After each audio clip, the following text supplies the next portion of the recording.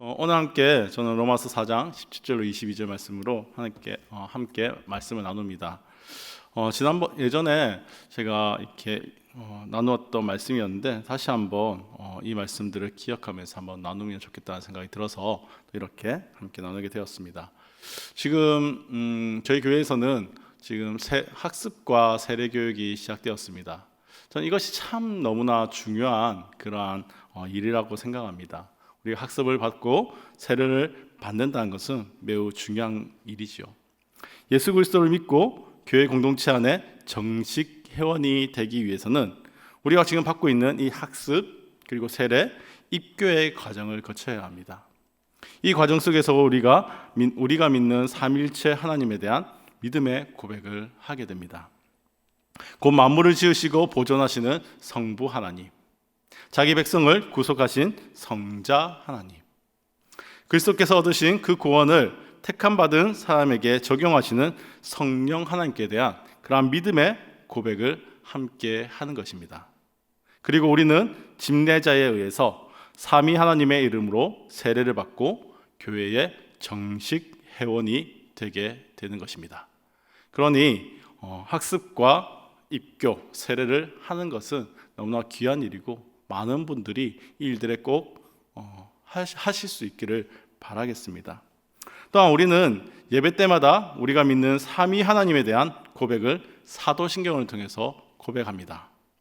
사도신경은 사도들의 가르침을 후배들이 12항목으로 정리하였고 그것을 가르치는 내용입니다. 우리는 이것을 예배 때마다 고백을 합니다. 왜 이런 고백을 교회에서 가르치고 고백하는 것일까요? 바로 우리가 믿는 믿음의 내용의 기준이기 때문입니다. 다시 말하면 우리가 믿는 삼위 하나님이 어떠한 분인지를 배우고 바르게 고백하는 것입니다. 그 고백의 가장 첫 부분이 바로 성부 하나님에 관한 것인데 우리는 성부 하나님을 먼저 떠올리면 천지를 창조하시는 전능하신 창조주를 떠올립니다.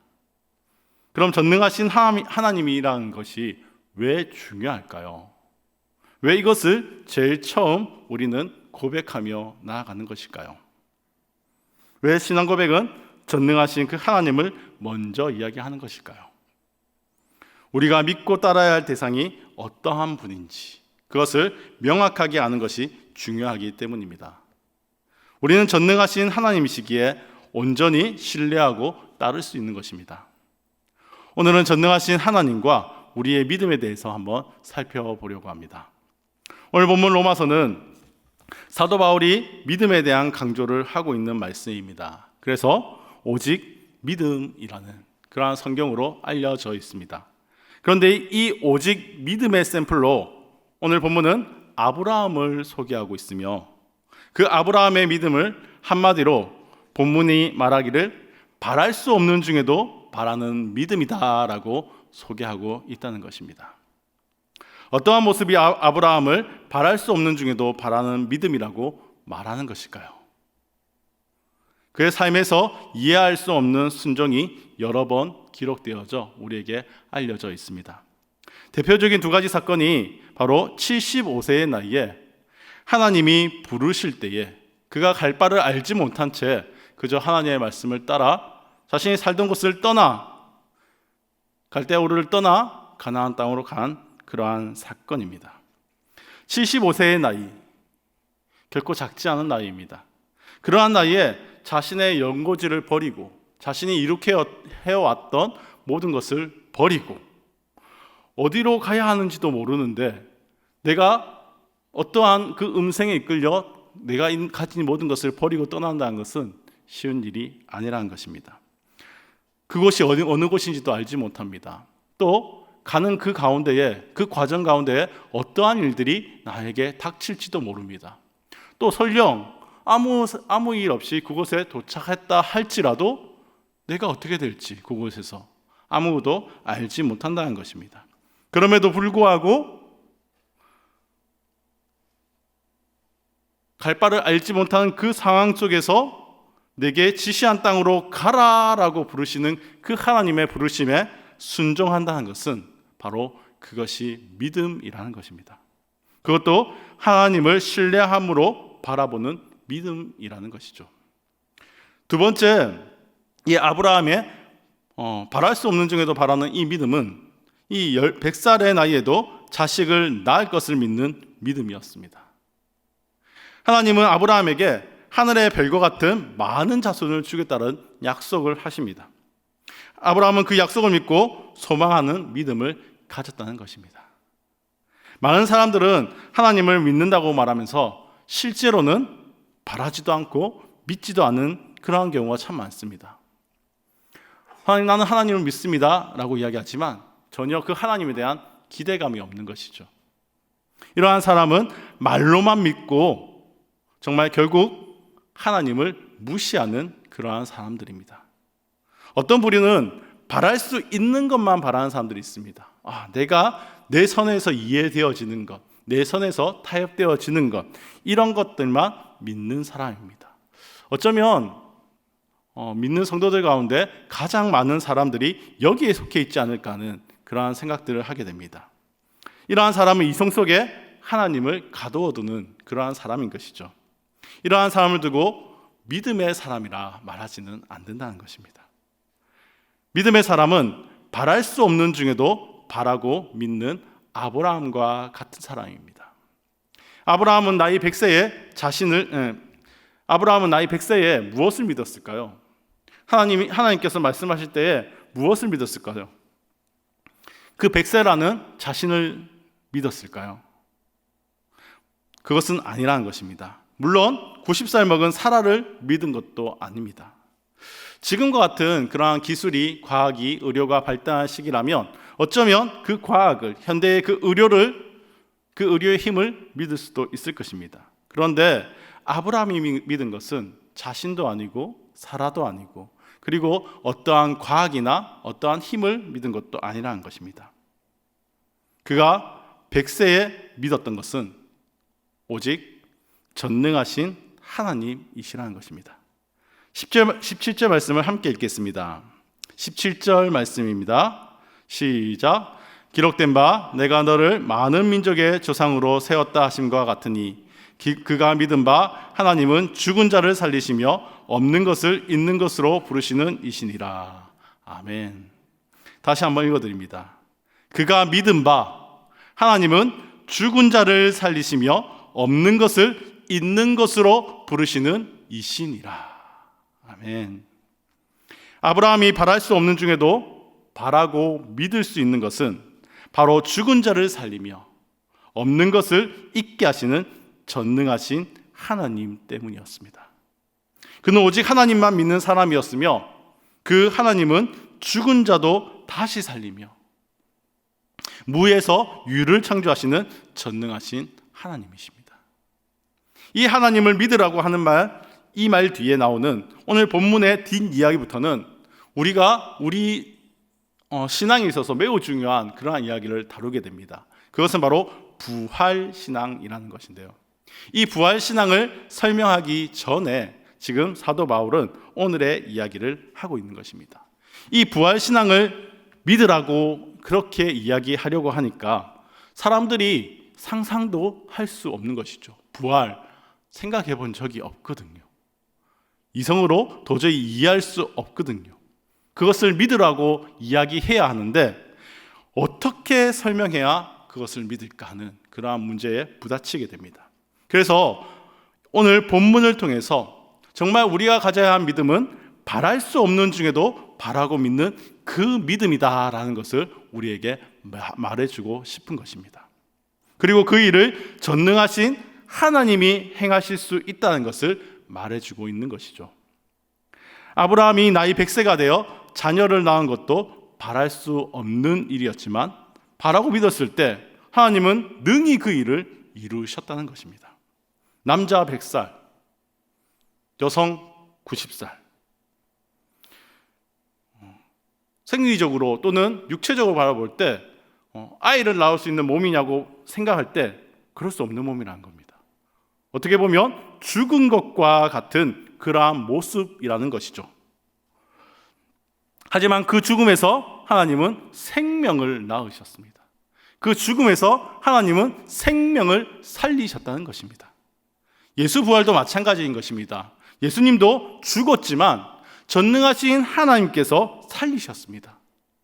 그러므로 아브라함의 출산을 믿는다면 바로 예수 부활도 믿어야 한다는 것을 증거하고 있는 것입니다.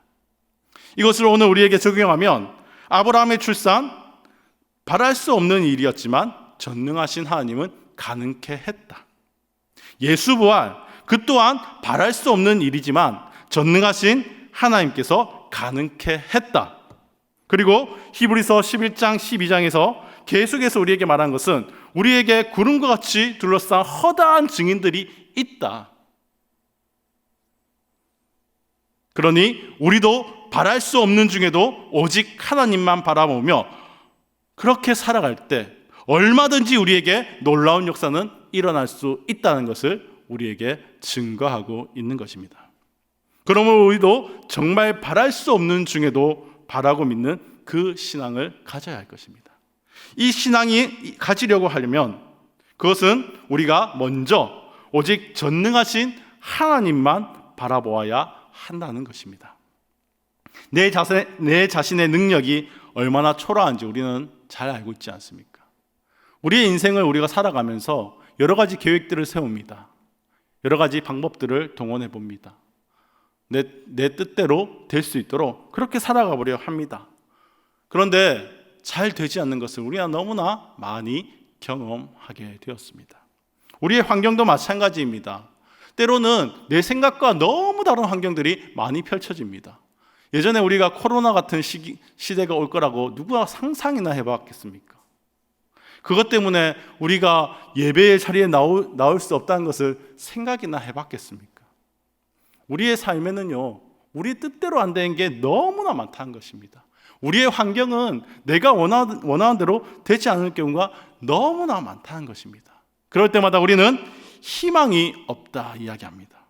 하지만 기억하십시오. 우리는 환경을 믿는 사람이 아니라 하나님을 믿는 사람입니다.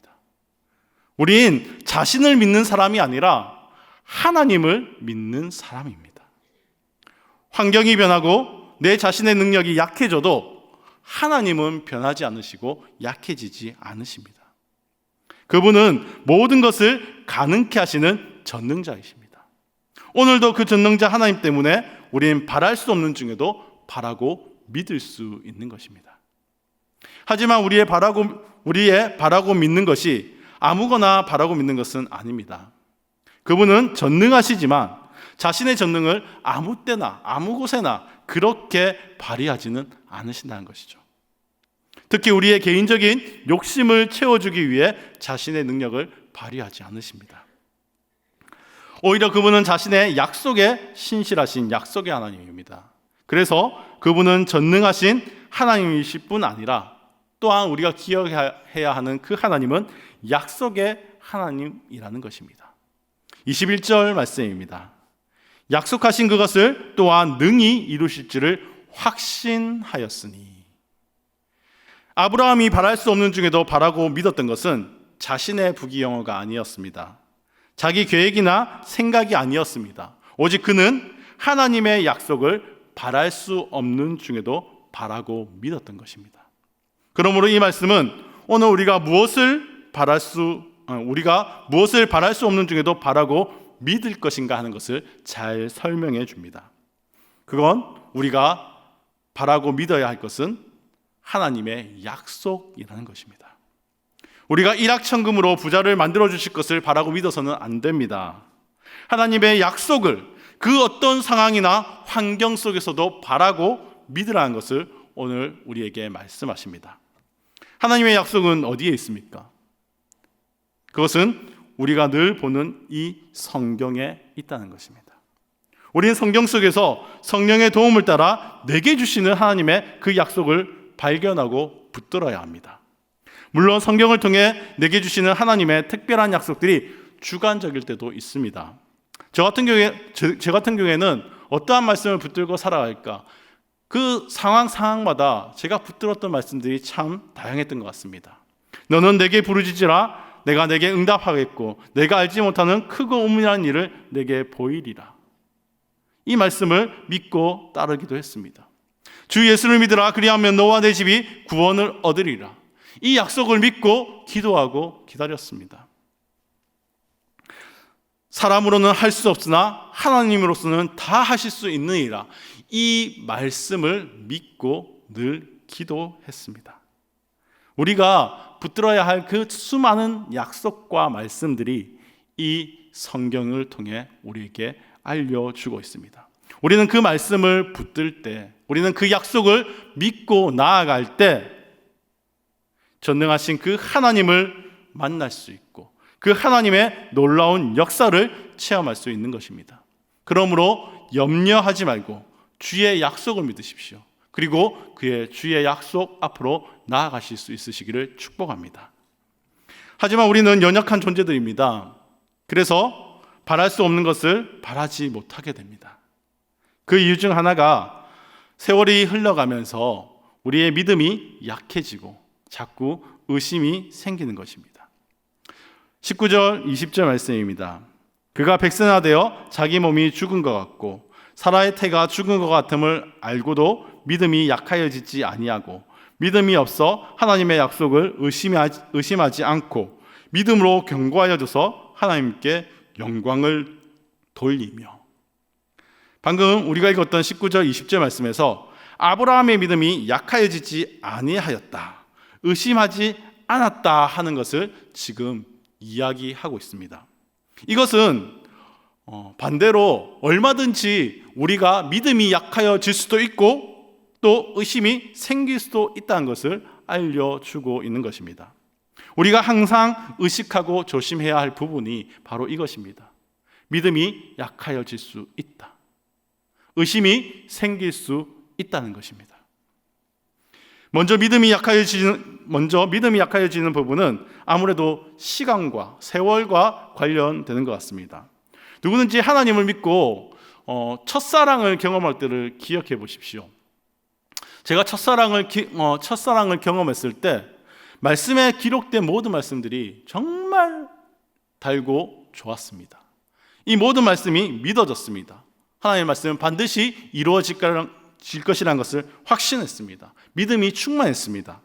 그런데 세월이 조금씩 흘러가니까 은혜도 줄어들고 열심도 줄어들고 약속에 대한 하나님께서 말씀으로 늘 약속을 하셨는데 이 약속들이 이루어질 것처럼 보이지 않으니까 더욱더 믿음이 약하여질 수밖에 없게 되더라는 것이죠. 이것은 우리가 연약한 존재이기 때문입니다.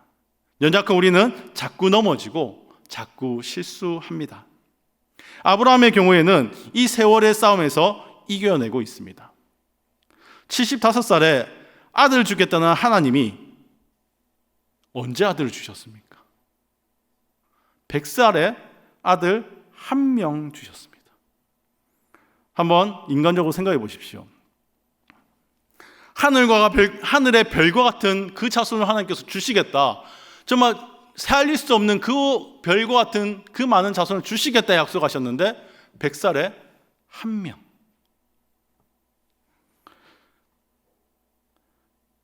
수많은 자손은 꿈도 꿀 수 없었을 것입니다. 아들 이삭은 또 언제 자녀를 낳았을까요? 아들 이삭은 나이 60에 에서와 야곱을 낳았습니다. 60년 만에 손주 둘을 본 셈입니다. 그리고 175살에 죽습니다. 아브라함이 사라 생전에 그가 본 자손의 숫자 3명인 것이죠. 뭇 하늘의 별과 같은 많은 자손을 주시겠다 약속하셨으나 그가 죽기 전 보았던 그의 자손은 3명이었다는 것입니다. 별과 같은 그 자손의 약속은 허무해 보입니다. 하나님의 그 약속은 이루어지지 않을 것 같습니다. 그래도 그는 끝까지 하나님을 믿었습니다. 우리가 그것을 어디에서 유추해 볼 수 있을까요? 그가 하나님이 약속하신 그 약속을 믿었다는 것을 어디에서 유추해 볼 수 있을까요? 그것은 그의 아들의 믿음을 보았기 때문입니다. 그의 아들 이삭, 그는 끝까지 하나님을 믿고 따랐다는 것입니다. 만약 아브라함이 정말 이 세 명의 자손밖에 보지 못했고 하나님을 신뢰하지 않고 죽었다면 그 믿음을 그의 자녀들에게 전수해 주지 않았을 것입니다. 그러나 그는 끝까지 하나님을 믿었기에 자신의 아들에게 그 하나님을 믿으라고 말했던 것입니다. 여러분, 우리도 이랬으면 좋겠습니다. 때로는 하나님이 생각하시는 때와 우리가 생각하는 때가 다릅니다. 하나님은 가장 적절한 때를 찾으십니다. 그리고 그때에 그 약속을 이루어 가신다는 거죠. 그런데 우리는 조급합니다. 왜 아직 안 이루어졌냐고. 하나님 약속하셨잖아요. 그런데 왜 지금 되지 않느냐고. 그렇게 말하고 조급해야 합니다. 그러니 약해집니다. 보십시오. 결국 하나님의 약속은 어떻게 되었습니까? 세월이 지나면서 놀랍도록 이루어졌다는 것입니다. 정말 아브라함의 그 자손이 정말 하나님 약속하신 그것대로 무새알릴 수 없는 그 자손들이 나타나지 않았습니까? 그러므로 저와 여러분도 믿음이 약해지지 말고 우리 자녀들에게까지 이 약속과 신앙을 물려주실 수 있으시기를 축복합니다. 우리의 믿음의 또 하나의 방해 요소는 의심입니다. 그런데 그 의심은 이제 사람들 그리고 관계 속에서 영향이 나타나는 것 같습니다. 아브라함 나이 86세에 실수를 한번 범했습니다. 11년을 기다려도 자식이 생기지 않았던 것이죠. 75세에 하나님께서 내가 너에게 자손을 주겠다라고 약속하셨는데 11년을 지나도 자식이 생기지 않습니다. 그러자 그는 그냥 주변 사람들의 그 방식처럼 첩을 두고 이스마엘을 낳았습니다. 당시 고대 근동 지방에 이러한 풍습은 일반적인 것입니다. 첩을 두고 자녀를 낳는 것, 그렇게 가정을 이루어가는 것, 일반적인 그런 모습이었다는 것이죠. 웬만해선 다 그렇게 했다는 것입니다. 이것도 하나의 방법이겠구나라는 생각이 이 아브라함에게 들지 않았을까요? 그러다 보니 그렇게 세상적 방법을 따라가 보는 것입니다. 오늘 성도도 마찬가지입니다. 하나님을 바라보아야 하는데 자꾸 주변을 쳐다보면 의심이 생깁니다. 하나님 말씀 대신 자꾸 세상 사람들 말을 듣다 보면 의심이 더욱더 커져가게 되는 것입니다. 그 사람들이 말하고 그 사람들이 가르쳐주는 것은 바랄 수 없는 중에도 바라는 그 믿음이 아닙니다. 그러므로 정말 약속에 의심하지 않으려 한다면 오직 하나님께만 귀를 기울여야 하는 것입니다. 말씀과 약속, 그것을 자꾸 되뇌이고 자꾸 듣는 것입니다. 말씀과 약속을 자꾸만 들으면 믿음이 더욱 견고해지기 마련인 것입니다. 이제 마지막으로 이 믿음에 대한 축복이 본문에 그려져 있습니다. 바로 하나님의 의인 것입니다. 22절 말씀입니다.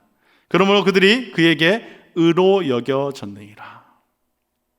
하나님은 아브라함의 믿음에 대해서 하나님 편에서 가장 좋은 것을 주고 싶어 하셨습니다. 정말 이 믿음의 사람 아브라함에 대해서 하나님은 하나님이 가지신 것 중에 가장 좋은 것을 그에게 주고 싶었던 것이죠. 그것이 무엇일까요? 바로 이 의롭다 칭해 주시는 것이었습니다. 그리고 자녀에 대한 축복 또한 하나님의 딸을 따라 하나님의 방식대로 풍성하게 이루어 주셨습니다.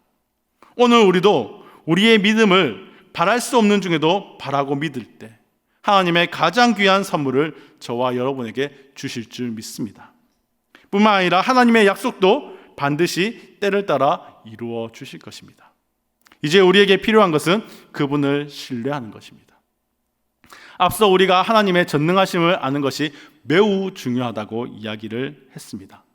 우리가 하나님이 전능하심을 알 때 우리는 의심을 멈춥니다. 세상이 아닌 전능하신 하나님을 바라보게 됩니다. 세월이 흘러도 의심이 약해지지 않기 위해서는 전능하신 하나님을 계속해서 상기해야 하는 것입니다. 사랑하는 성도 여러분, 저 여러분이 믿는 하나님은 전능하신 하나님이신 줄 믿으시기 바랍니다. 그 하나님은 죽은 자를 살리시고 무에서 유를 창조하시는 그러한 하나님이십니다. 그분을 믿기에 바랄 수 없는 중에도 바라고 믿을 수 있는 것입니다. 그분은 늘 약속에 신실하시기에 우리에게 약속한 모든 것을 이루실 것입니다. 지금 저희는 행복 나눔 축제 가족 전도를 준비하고 있습니다. 참으로 막막합니다. 몇 년을 전도해도 전도되지 않던 내 남편, 전도되지 않던 내 아내, 전도가 될 것 같지 않은 내 자식들, 그리고 우리의 부모입니다. 그런데 이번엔 되겠나? 그동안 그렇게 의심해도 전도되지 않던 내 가족들, 전도될까요? 전도될까요? 네, 된다는 것입니다. 약속의 말씀을 붙들고 기도하십시오. 우리는 할 수 없으나 전능하신 하나님은 행하실 것이라는 것입니다. 누군지 알지도 못하는 그러한 사람을 서포터로 섬겨야 합니다. 내가 할 일이 있겠나? 있습니다. 전능하신 그 하나님이 일하시고 변화시킬 것을 믿고 함께 기도해 주십시오. 정말 하나님만이 하실 수 있습니다 라고 고백하고 바라고 믿고 기도해 달라는 것입니다. 그러면 그 하나님이 이루실 것입니다. 내 인생의 커다란 염려들 다 해결될 수 있을까? 네, 있다는 것입니다. 나와 영원토록 함께 하시겠다 하던 그 주님의 약속을 믿고 우리가 그 주님을 의지하고 기도합시다. 그때 하나님이 놀라운 역사들을 이루어 가십니다. 오늘도 믿음으로 기도하고 모든 염려와 걱정이 사라지며 은혜 가운데 주님의 평안을 누리시는 그러한 우리 성도들 되시기를 주님의 이름으로 축복합니다.